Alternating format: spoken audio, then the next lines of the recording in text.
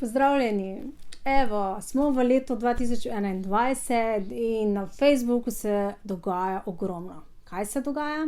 Vemo, v zadnjem letu smo dobili novi dizajn, se pravi, smo dobili novo podobo Facebook osebnega profila, skupine so se spremenile, tudi poslovne strani in zdaj pred kratkim je Facebook dal še eno novo stvar ven, New Page Experience, kar pomeni, da več ne bomo imeli všečkov, ampak bomo imeli samo sledilce.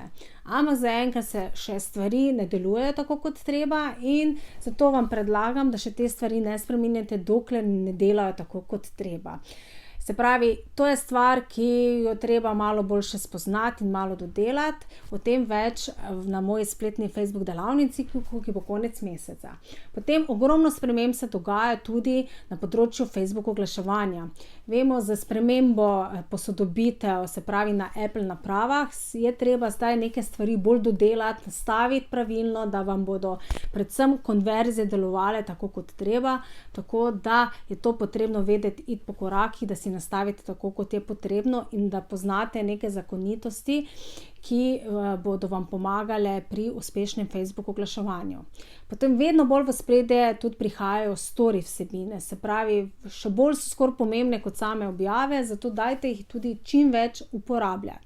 Velik pomen prav tako dobivajo Facebook skupine, kjer se družimo, rečemo, gre za grajene nekaj istomisleči z isto tematiko, naj bi pa v prihodnje tudi celo lahko skozi Facebook skupine oglaševali, ampak zaenkrat je samo debata o tem, tako da zaenkrat lahko super objavljamo. Prednost Facebook skupin pa je, da vsi, ki so v skupini, razen če si to ponastavijo, dobivajo tudi obvestilo, da ste nekaj objavili.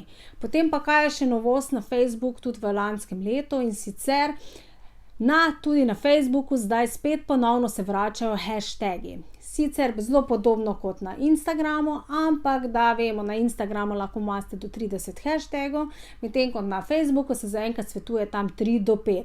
Kako se bo to prijelo, bomo videli, ampak vam svetujem, da testirate, lahko si pa pomagate, da poiščete prave hashtage tudi na Instagramu. Čeprav, če ne veste, kako se tega lotiti, tudi to bomo vse pogledali na Facebook delavnici, ki bo konec tega meseca, ponovno že 5. ponovitev in takrat res gremo skozi vse te procese. Tako da vabljeni, 6-krat se srečamo v živo, dobite moje mentorstvo, se pravi, javimo se konec aprila, potem imamo prvomajske počitnice in potem še po počitnicah in res v tem času se naučimo vse, kar je potrebno vedeti danes, da boste učinkoviti in rečemo uspešni na Facebooku, ker zadeve so se kar spremenile, marsikdo vidim po različnih skupinah, se jezi, ne dela to, ne dela ono, ampak vse se malo spreminja in ravno včeraj še to, da še ne pozabim, ko sem šla nalagati videe, je spet ena sprememba, namreč, če hočete vse dodati tako, kot je potrebno, je fajn nalagati videe skozi Creator Studio, se pravi studio za ustvarjalce, ki je pa še eno dodatno orodje, ki pomaga vam pri načrtovanju, pri objavljanju, kreiranju objav. Tako da vabljeni, vse to smo naučili, ogromno res je enih sprememb bilo in se še kar dogaja, se pravi, temu ni konca, tako da moja naloga je, da